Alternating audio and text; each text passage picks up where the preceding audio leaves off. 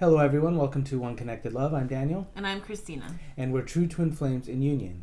And we're here to bring you a very special Easter twin flame forecast. So happy Easter to everyone out there.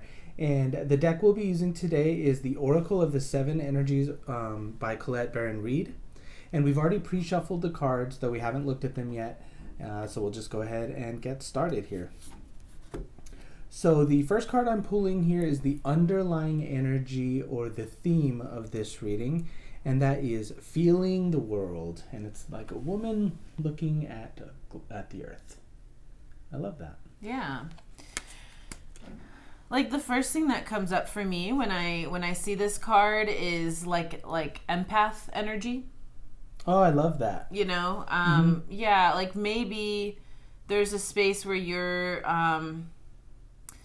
you know, it's good to be aware of your feelings. It's good to be present with your feelings, but maybe there's a space where you're taking on responsibility for what other people are feeling. Mm-hmm. You know, and this is an invitation to let go of that responsibility. You're not responsible for what other people feel. You're not responsible for other people's experience. Mm-hmm. And yeah, I don't know. Is there anything else you get from that card? Yeah, the card that I get is like connection, and it's really just about, like you said, just the only feelings you're responsible for are your own feelings, and it's about being connected with yourself. You can always look at the world and see what the world is like reflecting to you, but you don't need to take that on to yourself as if it's your own. You can just look at it, look at the reflection, go inward and connect with yourself and heal whatever is coming up there. Yeah. Mm-hmm.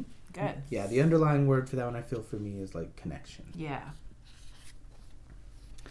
All right, so the next card we're pulling here is the current energy for the Twin Flame Collective, and that is Exposed and Revealed, card number 21. Yeah, so what comes up for me initially with this card is vulnerability, right?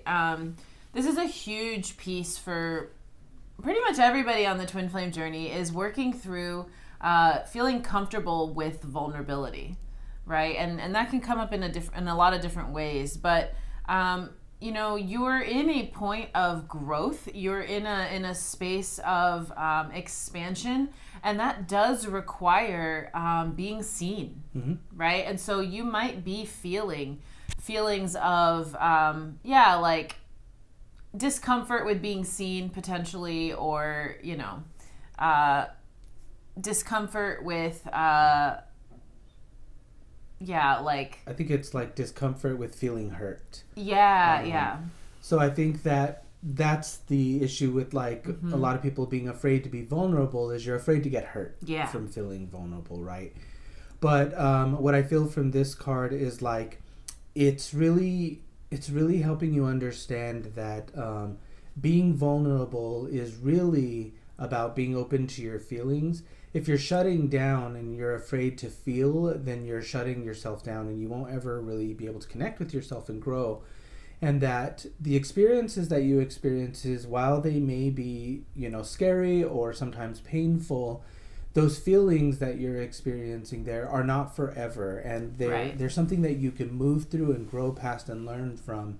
And that's okay. It's okay to experience that, because ultimately, after you move through those, what you get to keep is more peace, more expanded love, more joy in the end. So it's safe to be vulnerable and to move through whatever is coming up. Yeah, good. All right, so the next card we're pulling is specifically for the Divine Feminine Collective, and this is in their challenge position. So this is the challenge they're working through. That is card number 36, Seeing Beyond. It's kind of like a woman with a star in her third eye. Yeah. I feel that, this is about like going deeper with the truth, going deeper with your reality, and recognizing that it's about more than meets the eye, right? You know, in your third eye chakra is about perceiving things beyond what's physically visible. It's seeing things spiritually. And so you're being invited to let go of the like 3D meaning of something and look at the deeper spiritual meaning of what's going on. Yeah, it's like let go of the drama, or let go of what is creating chaos, or you believe is creating chaos in your life, and instead look at the lessons that it's teaching you and the opportunity for growth from it. Yeah. So yeah, that's great. Like the deeper meaning behind things. So the next card we're pulling is the resolution energy to this challenge for the Divine Feminine Collective, and that is card number 3, Time Machine. Interesting. Yeah. What do you get for that? Yeah, what I get is that it's definitely related to this block about, again, letting go of the drama and the external or the chaos, but specifically in this, it's about letting go of the past. Yeah. Is immediately what came up for me, in that holding on to the past, holding on to past grudges, past upsets, none of that has any benefits for you. It doesn't expand your love, it doesn't expand your peace, it doesn't expand your growth. It only allows those bad feelings to sit there.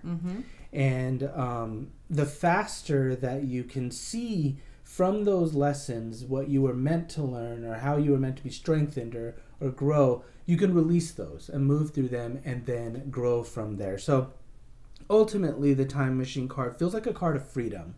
Yeah. But it's freedom if you choose it. If you choose to move beyond any past pains, regrets, anger, grudges, whatever the feelings are, because ultimately there's freedom there for you, and more love for you on the other side. I really like that. Yeah. All right. So the next card here is in the challenge position for the Divine Masculine Collective. That is card number 2, Roots of Abundance. Okay. So immediately for me, this card brings up themes of foundation. And I feel that what the Divine Masculine is working through is, so it's really easy to focus on the actual work that is going to bring you your good. Like the Divine Masculine Collective is very used to working, like focusing on like tasks at hand that need to be done and like prioritizing that.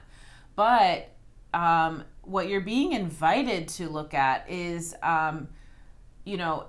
your abundance, your sense of well-being is about so much more than just accomplishing tasks at hand. It's about your foundation, right? And so you're being invited to dig deeper and look at how you're supporting yourself in your day-to-day life. Look at your foundation, because yes, it is important to do the work of the day, but if your foundation isn't supported, you're going to be unsupported in accomplishing what you have to do. Right. And so focusing on your foundation actually brings you the abundance that you're looking for. Yeah, the words, like what you were saying resonated, especially like for me when you said like dig deeper. I feel like that relates to the Divine Feminine challenge, where it's like if you have a tree and its roots only like stay close to the surface, the tree's probably not going to be very healthy. Yeah. It's about like digging deeper and getting all those deep nutrients right from inside the earth to have like the healthiest tree. And it's the same, for the Divine Masculine Collective. Don't sit around the surface. You're meant to. You're an ever expanding being, and there's a lot, very deep abundance, very deep love there for you, and it's about going deeper. Really strengthening your foundation, exactly like you said, and having that strong foundation to move you forward. Yeah. Good. Okay, so the next card we are pulling here is in the resolution position for the Divine Masculine Collective. That is card number 29, Awakening Genius. Oh, that's interesting. Yeah, so that's the result of choosing to focus on your foundation. You actually have the space to thrive, right? Because every task that you have to do sits on your consciousness, right? And so what focusing on your foundation really means is like developing ways to have those things handled so that it frees up your mind to get to create value. Right? I love that. And so, like, for example, if your house is like messy and you don't, it's always on your mind, like, oh, I should clean. But if you set aside a time every week and that's when that gets done, that frees up your mind. Yes. Like, that's taken care of. That's handled, right? And now you have the space to give to, you know, the things that you want to do to create value. Mm-hmm. And so you give to yourself in that way. I love that. Yeah, I love that. It's like, so long as your mind and your energy is tied up in the things that don't serve you, then you're just leaking your energy away. Yeah. But like, just getting it done frees up that energy and actually helps you expand. Right. Or even setting up a structure for which you'll get it done. Yeah. Right. It doesn't mean you have to do it right away. It just means you have to account for it in your mind. Right. Yeah. Great. So the last card we're pulling here is the closing energy for this reading. That is card number 39, Wish Upon a Star. Ah. I like that. Yeah. It feels very innocent. It feels innocent, dreamy. Yeah. Is like what I feel. Yeah, so, I mean, like, you know, the bookends of this reading, right? The first card was feeling the world, and it's kind of, to me, speaking to this energy of, like, maybe feeling burdened with responsibility, feeling connected, but also, like, taking on things that aren't yours, potentially. Mm-hmm. And then this wish upon a star is, like, returning to just, like, your childlike innocence. Oh, I love that. You know, and, like, it's just you and God. Right. When you think about children, they look at the world from a place of awe and a place of wonder, and everything is new and everything is fresh and everything's full of dreams, you know, to grow in. And that place inside you never actually leaves. It's always there. It just kind of gets covered up, right, you know, by whatever you're experiencing. But yeah, this feels definitely like a return back to that place, back to that innocent place, full of wonder, full of joy. Where you're fully safe and fully taken care of by the divine. Yeah. All right. What a great reading. Yeah, I liked it a lot. Well, we hope that you enjoyed this reading this week. Once again, happy Easter. We are Daniel and Christina, and we are Ascension coaches. We do private coaching, group coaching, personal readings like these. If you're interested in support and you need support on your journey, check out the link below to our website, oneconnectedlove.com. You can check out our services and how we can support you on your journey. So thanks again for watching this week's Twin Flame Forecast, and we'll see you next time. Take care.